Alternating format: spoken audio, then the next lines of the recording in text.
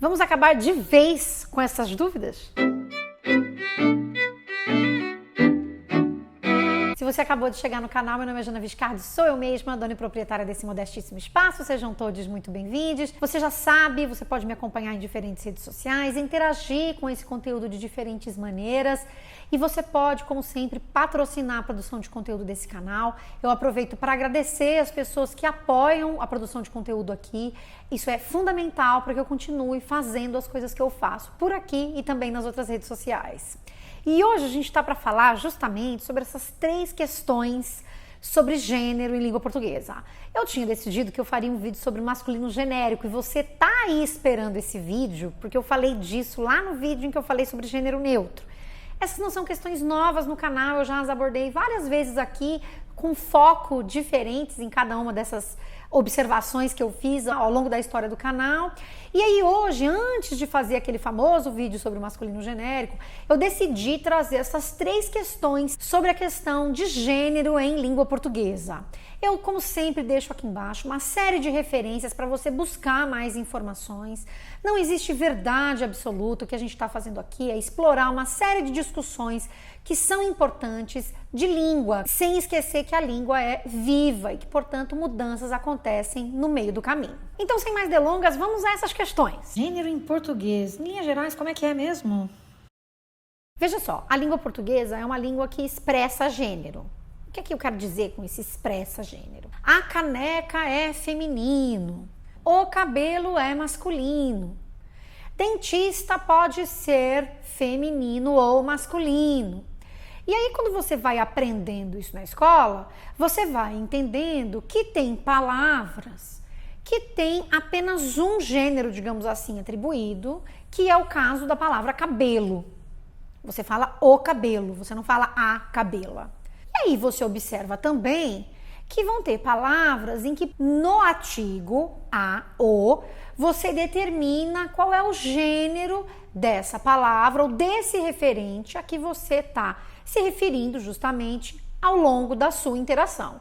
Então aí você vai poder dizer a estudante, a refém, o refém, a dentista, o dentista. Observe que são formas diferentes de fazer essa mesma coisa que é expressar gênero, digamos assim, nas palavras.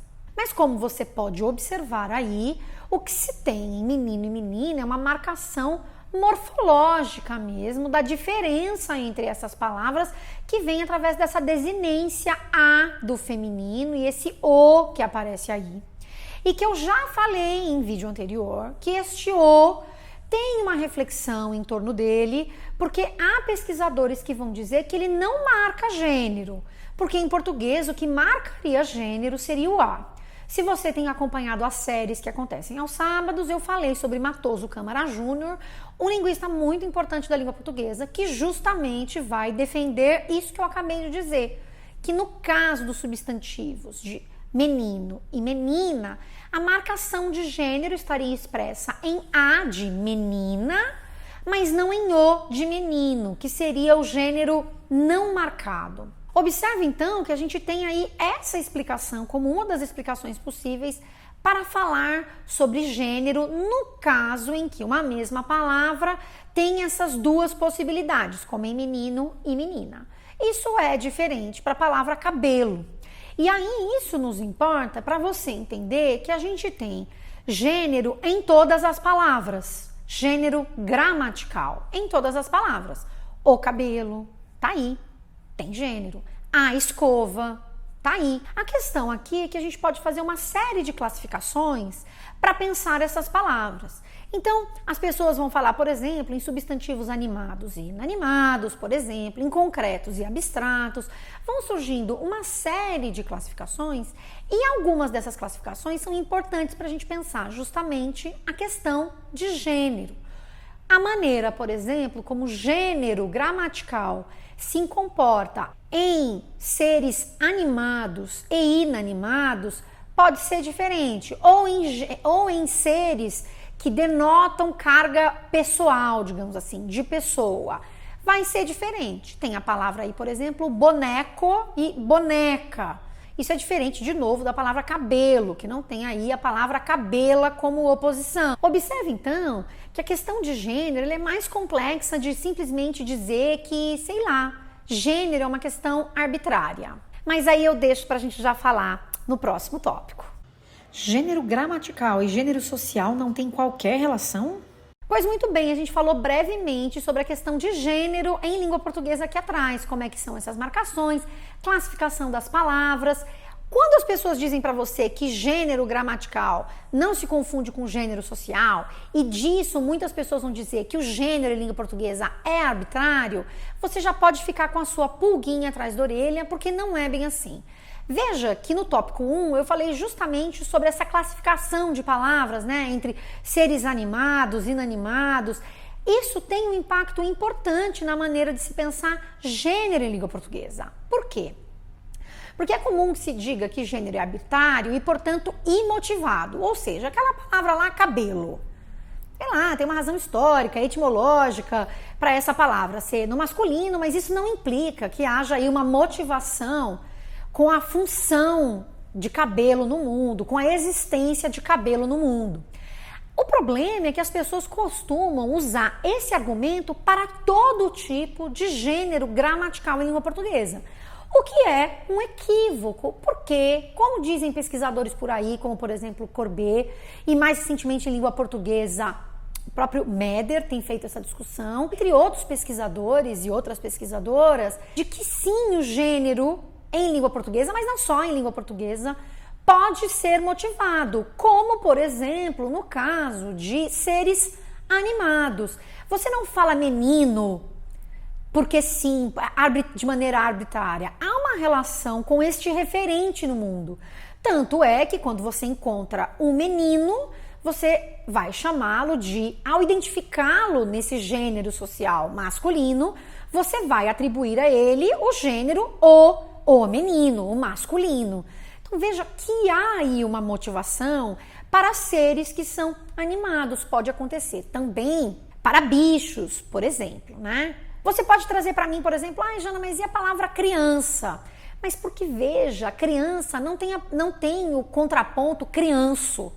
É a criança, é uma palavra única para determinar aí esse conjunto de indivíduos da sociedade. Então ela não tem essa oposição. A gente está falando aqui dos casos justamente em que essa oposição aparece entre o feminino e o masculino para seres animados, ou então para alguns desses inanimados, mas que tem essa carga de pessoa, como no caso de boneco e boneca, que você atribui um gênero para aquele referente no mundo e ele vai estar identificado com o gênero gramatical. Então veja você que nem toda categoria de gênero em língua portuguesa é arbitrária. Ela também pode ser motivada. E de novo, isso não é uma característica exclusiva da língua portuguesa. E aí, se eu digo isso para você, não é para você arrancar os cabelos achando que eu estou trazendo um novo ponto para a gramática. Não estou. Isso é uma coisa que já era discutida, que já existia. E é aí, para esse não muda nunca, que a gente chega ao nosso terceiro ponto. O gênero de uma palavra não muda nunca? Se nós estamos tendo essa conversa aqui hoje, é porque muitas discussões surgiram a partir dessa reflexão sobre gênero neutro, né? E aí as pessoas se veem indignadas com a mudança. Porque não pode mudar, porque essas categorias, elas estão aí e elas não mudam, elas não vão se transformar. Quando, na verdade, aquela pessoa que estuda, por exemplo, linguística histórica, aquela pessoa que está interessada em entender a mudança de uma dada língua, de um conjunto de línguas ao longo do tempo, tudo que ela sabe é que, na verdade, as línguas elas mudam. E por diferentes razões, categorias se alteram e por variadas razões. No caso do gênero em língua portuguesa, também muda. E aí eu tenho um exemplo ótimo para você. Eu deixo aqui embaixo o artigo de Gouveia falando justamente sobre mudanças no gênero de diferentes palavras para chamar a sua atenção para essa questão, para que você não tenha mais essa angústia. Não precisa ter angústia com a mudança. Não angustia com a mudança, tá entendendo? Porque essas mudanças acontecem. Eu vou ler um trechinho, vai aparecer aí na tela, do artigo de Gouveia, justamente falando sobre mudanças. Vamos lá. Um exemplo que eu trago aqui é a palavra planeta, que foi feminina no século XVI, em Gil Vicente. Por exemplo, mas é já vista como masculina em Camões. Ora você! Temos aqui duas figuras literárias muito importantes, muito significativas. Gil Vicente e Camões. Um deles usa a palavra planeta no feminino, o outro usa a palavra planeta no masculino. O que faremos? Cancelaremos Gil Vicente? Cancelaremos Camões? Quem cancelaremos? Ninguém. Apenas compreenderemos que as línguas vão se transformando ao longo da sua história. E aí, Gouveia continua. Como se pode ver por esses exemplos, as razões que levaram à mudança do gênero dos vocábulos podem ser efetivamente de variada ordem. Alguns, como cometa, fantasma, planeta ou tribo, e eventualmente dia, viram o seu gênero alterado devido à terminação. Mesmo guia e espia, que embora aplicados a homens, eram femininos em Castilho e Vieira. Recuperando mais tarde, possivelmente por influência culta, o gênero etimológico. Outros sofreram mudança por associação com o sexo da pessoa, dicção, atributo. Outros ainda adquiriram o gênero que tinham na língua através da qual entraram em português, ou por analogia com outros vocábulos, como teria acontecido com dote, agora masculino. Veja você que eu estou trazendo esse artigo para te mostrar justamente o quanto as palavras podem ter o seu gênero modificado ao longo do tempo, e veja você que a mudança, inclusive, atrelada à questão. Veja aqui, foi-se usada a palavra sexo, é um texto um pouco mais antigo, mas que está atrelado justamente à questão do gênero social. A mudança não acontece por um fator único, exclusivo. E a mudança, já te digo, ela acontece.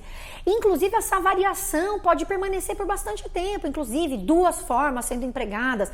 Num documento você vai ver em masculino, no outro você vai ver em feminino. E veja, essas coisas acontecem, isso faz parte da língua. Não há o que a gramática normativa possa te dizer que impeça o seu conhecimento de que as línguas mudam e que você está hoje vivendo e vendo uma mudança que está aí, não uma só, mas muitas, uma delas atribuída aí ao gênero neutro, que tem sido feita de maneira calorosa pelas pessoas nos últimos tempos. Pois muito que bem, eu trouxe esses 3 pontos de maneira resumida e simplificada para que você amplie a sua ideia sobre língua, sobre gênero e compreenda que, veja, é possível fazer muitas coisas com a língua. E aí, retomo aqui a minha participação no podcast do Mídias, em que eu disse justamente essa coisa e que eu sei que tem uma multiplicidade aí de sentidos, não é mesmo? Pois muito que bem, esses são os 3 pontos que eu queria trazer para a nossa conversa de hoje sobre gênero na língua portuguesa. Uma verdade única aí que a gente tem é que a língua muda. Essa já sabemos, já está claro. Deixa o artigo de Gouveia, inclusive, para você olhar para essas mudanças ao longo da história. No mais, não precisa se descabelar com a mudança. Você está vivendo na mudança. Eu sei que é difícil, às vezes a gente não quer que a mudança venha, mas ela vem. E às vezes vem desse jeito, né, que são várias as formas empregadas, isso pode te causar indignação. A própria Gouveia, lá falando sobre substantivos que são empregados no feminino, no masculino, no mesmo período, numa mesma época da história, e ao longo do tempo isso pode ou não mudar. Então, veja você, né, que não é de hoje. Então era isso. A gente se encontra no próximo vídeo para finalmente falar do tal do masculino genérico, que eu achei que eu tinha que falar antes sobre esses 3 pontinhos aqui sobre a questão de gênero em língua portuguesa. Então vamos lá. Beijos, tchau!